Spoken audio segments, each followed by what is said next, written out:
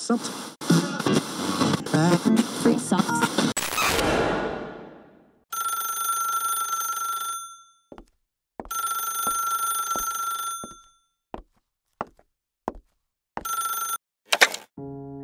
halo semuanya, lu semua lagi dengerin gue, Gary Ardian. Gue pengen ngomongin soal marah nih. Karena ini tuh udah jadi hal yang biasa kita alami sehari-hari lah gitu ya. Ngomongin soal emosi satu ini itu tuh gak mungkin lepas gitu dari kehidupan kita sehari-hari gitu.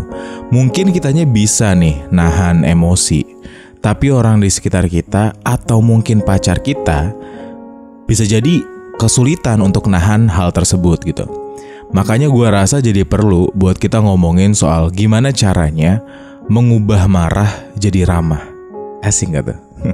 Karena gue ngerasa banyak emang yang pengen mempelajari hal ini. Tapi ya sekali lagi karena kita hidup di negara kita tercinta ini gak banyak bahasan soal itu. Jadi ya ayo kita bahas hari ini bareng-bareng gimana sebenarnya cara untuk mengatasi segala hal yang bisa jadi negatif disebabkan oleh rasa marah itu sendiri. Gua banyak banget dapet pertanyaan gimana caranya untuk berhenti emosi atau membuang atau menghilangkan rasa emosi kita ke orang di sekitar kita gitu, baik pasangan atau bukan. Masalahnya adalah kita semua punya emosi dan itu gak bisa dihilangin gitu. Karena itu adalah bagian dari otak kita juga kan. Jadi gak mungkin bisa kita hilangkan selama kita masih jadi manusia yang otak itu normal-normal aja gitu. Suatu saat emosinya itu pasti bakal hadir, membuncah, apa ibaratnya, keluar gitu. Kalau misalnya pokoknya ada hal-hal atau sebab-sebab yang menyebabkan emosi ini keluar. Kenapa harus ada sebabnya dulu? Karena marah itu tuh bukan sebab, marah itu akibat. Dia itu secondary emotion. Hal yang akhirnya keluar karena disebabkan oleh hal-hal seperti kayak terhina maksud gue, atau merasakan sakit, merasakan ketakutan, merasakan penolakan gitu, yang jadi primary emotionnya gitu. Karena hal-hal semacam ini ngebuat kita dibaliknya jadi pengen marah gitu. Ada secondary emotion yang muncul karena rasa-rasa yang diakibatkan, yang jadi sebab maksud gue dari faktor eksternal nih, atau bisa juga internal sih. Yang jelas dia jadi penyebab lah kita merasa terhina, tersakiti, takut, tertolak gitu ya. Kan kadang kita juga ada tuh yang nyakitin diri sendiri kan. Gara-gara itu kita jadi punya secondary emotion yang namanya marah. Oke? Sejauh ini paham ya? Nah, sebenarnya maksudnya marah itu baik loh. Meskipun kita sering menggambarkan marah itu sebagai sesuatu yang negatif, sebenarnya maksudnya itu baik. Untuk ngebuat kita berhenti merasakan sakit atau merasakan hal-hal yang terjadi akibat dari primary emotion itu. Kita marah itu tuh pengen ngebuat kita berhenti merasa terhina, takut, sakit, tertolak gitu-gitu. Karena amigdala di dalam otak kita itu mengubah primary emotion itu menjadi rasa marah supaya kita ke distract gitu. Jadi seolah-olah marah itu hadir untuk mengeluarkan kita dari rasa terancam, dari rasa-rasa yang ngebuat kita jatuh, down gitu, supaya kita tidak depresi. Maksudnya sih baik. Sayangnya kalau berlebihan jadi berabe juga. Karena kalau bisa digambarin, marah itu tuh kayak ngamuknya anak kecil gitu loh, yang gak peduli tindakannya bisa malu-maluin atau enggak, atau membahayakan orang, tetap aja gitu dilakuin gitu. Jadi semacam ekspresi yang gak peduli nanti outputnya menyebabkan hal apa, tapi karena dia merasa saat itu adalah hal yang benar untuk dikeluarkan gitu ya, gak dipikirkan secara matang atau secara logika, ya udah gitu. Itu yang ngebuat marah jadi menimbulkan hal-hal negatif di belakangnya gitu. Nah, gimana cara ngontrolnya? Ini yang jadi pertanyaan kan, karena katanya dihilangin gak bisa nih. Kita sampai harus bersahabat gitu dengan dia gitu, karena tahu emosi itu gak bisa dimusuhin. Kalau misalnya kita jauhin atau kita gak peduli sama emosi kita sendiri, ya bisa jadi kita yang balik dikuasai sama emosi kita itu gitu kan. Selama kita punya amigdala, kita bakal selalu punya rasa emosi itu. Jadi gak akan pernah bisa dihilangin. Jadi satu-satunya cara adalah dengan belajar memahami apa yang sebenarnya terjadi gitu, dan mencoba cara lain untuk mengekspresikan diri. Karena menurut gue, marah itu adalah cara terakhir kita untuk mengekspresikan diri. Kalau kita sering marah, berarti tandanya kita tidak mengetahui cara untuk mengekspresikan apa yang pengen kita maksud, atau gimana cara mengekspresikan diri selain dengan cara marah. Karena cara lain selain dengan marah perlu dipelajari. Kalau marah sih naluriah udahan. Amigdala kita langsung ngasih aja gitu kemampuan kita ketika kita merasa terancam gitu kan. Nah, caranya supaya kita bisa lebih mengontrol rasa marah itu adalah dengan mencari tahu nih, di balik secondary emotion yang muncul, di balik rasa marah itu sebenarnya apa yang terjadi pada diri kita gitu. Karena bisa jadi ini tuh tanda bahwa kita belum menemukan bahwa ada sesuatu yang tertahan atau ngebuat kita ngerasa jatuh, sehingga kita maunya marah-marah aja gitu. Kalau misalnya kita marah karena kita ada di belakang panggung lagi siap-siap pengen tampil, tapi selama persiapan kita latihan dulu sebentar di belakang panggung, tiba-tiba teman kita ngoceh mulu, gangguin kita mulu, terus kita bilang, lu bisa diem gak sih? Gitu-gitu. Kayak kita marah nih gara-gara dia gangguin kita berkonsentrasi. Kenapa? Karena kita takut nanti di atas panggung kita gak bisa menampilkan yang terbaik. Ya kita lagi pengen siap-siap dulu di belakang, tapi teman kita gangguin. Kira-kira masalahnya kenapa tuh? Apakah kita marah karena teman kita ngeselin? Enggak dong. Karena kita merasa takut nanti gak bisa menampilkan sesuatu di depan panggung dengan baik, sehingga kita gak pengen latihan kita diganggu. Dengan menyadari hal itu, kita bisa mengontrolnya dengan mengeluarkan, kalau misalnya gue kan sering bilang nih, kita harus mundur dulu beberapa langkah, lihat dari sudut pandang yang lebih luas.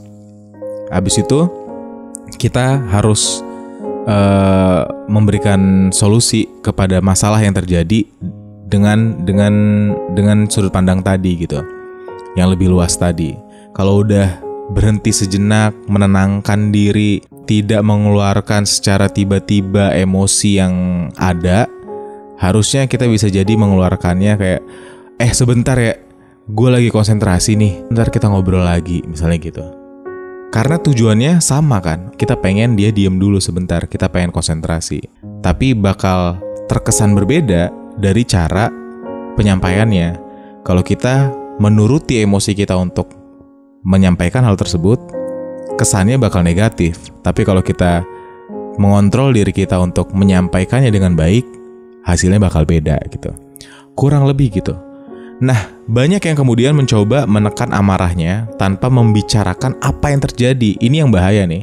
Kayak gua tuh barusan bilang, kita nggak boleh marah.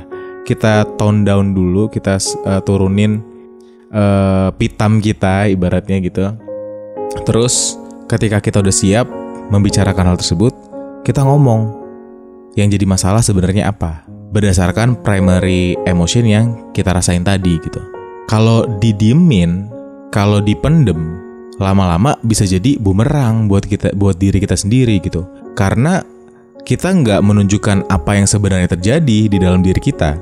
Memendam marah kemudian berusaha melupakan perasaan itu buruk banget buat diri kita sendiri gitu untuk di kemudian hari. Karena perlahan-lahan bakal menimbulkan rasa kesal, rasa benci kepada orang yang membuat kita merasakan hal tersebut. Jadi kita harus pintar-pintar untuk bisa mengomunikasikan apa yang kita rasain tanpa nada yang setinggi ketika kita lagi naik pitam. Kita harus bisa memberikannya setelah jeda, kita menenangkan diri sejenak dan mencari tahu sebenarnya primary emotion yang kita rasakan itu apa, sehingga kita jadinya marah kayak gitu. satu-satunya jalan adalah dengan mengkomunikasikannya dengan cara yang lebih baik, dengan cara yang sudah kita pelajari, supaya tidak terkesan hanya dengan marah kita bisa mengekspresikan diri kita. Nah, pertanyaan selanjutnya adalah gimana kalau dalam proses kita belajar untuk mengontrol diri kita ini, tiba-tiba kita tetap keceplosan nih marah? Jawabannya adalah dengan tidak malu untuk minta maaf kalau kita barusan lepas kendali. Membawa maaf tersebut, kita juga harus membawa penjelasan apa yang sebenarnya terjadi. Pas udah kita emosi nih ke seseorang, mungkin karena kita sering ngebahas soal hubungan, konteksnya di sini pasangan. Pas kita emosi sama pasangan kita, terus kita menyakiti hatinya dia, setelahnya kita harus minta maaf dan menjelaskan, oh maaf banget tadi sebenarnya aku lagi takut nih gara-gara ini. Bukan maksudnya mau marahin kamu, tapi aku lagi emosi tadi, jadinya keimbas ke kamu gara-gara rasa takut aku, maaf ya gitu. Kamu harus bisa melakukan hal tersebut karena ini udah pernah gue bahas, gue lupa udah pernah apa belum ini ya, tapi kayaknya sih udah. Gue bilang ada teman gue yang waktu itu datang ke Connect dari Amerika dan ternyata dia psikolog. Beliau kalau misalnya mau counseling sepasang suami istri gitu, kalau misalnya salah satu di antara mereka ada yang nadanya tinggi, counselingnya dihentikan sementara gitu sampai mereka bisa tone down, bisa lebih adem ayem gitu diskusinya. Nah, begitu juga dengan ini gitu. Kalau seandainya udah terlanjur, ya harus minta maaf karena itu adalah sesuatu yang tidak seharusnya dilakukan. Kenapa harus kita belajar mengkomunikasikan isi otak kita dengan baik? Karena tidak ada satupun orang di dunia ini yang tahu bagaimana cara yang paling baik untuk menanggapi amarah kita sendiri selain diri kita sendiri itu. Jadi kalau misalnya kamu berharap seseorang lebih peka, berharap dengan memberikan kode dia bakal mengerti maksud kamu, itu tuh sebenarnya tidak realistis. Karena pada umumnya nggak bisa dilakuin gitu. Kalaupun bisa, mungkin cuma bakal sesekali gitu. Ada memang hal yang udah terlalu dekat di antara kalian sehingga bisa dimengerti. Tapi kalau berlandaskan dengan pemikiran seperti itu terus, kita bakal kecewa sendiri gitu. Karena berharap ada orang lain mengerti diri kita, sedangkan diri kita sendiri aja dalam fase ini, kalau misalnya kita masih berharap mengerti oleh orang lain, bisa jadi kita sendiri nggak mengerti diri kita. Paham gak sih?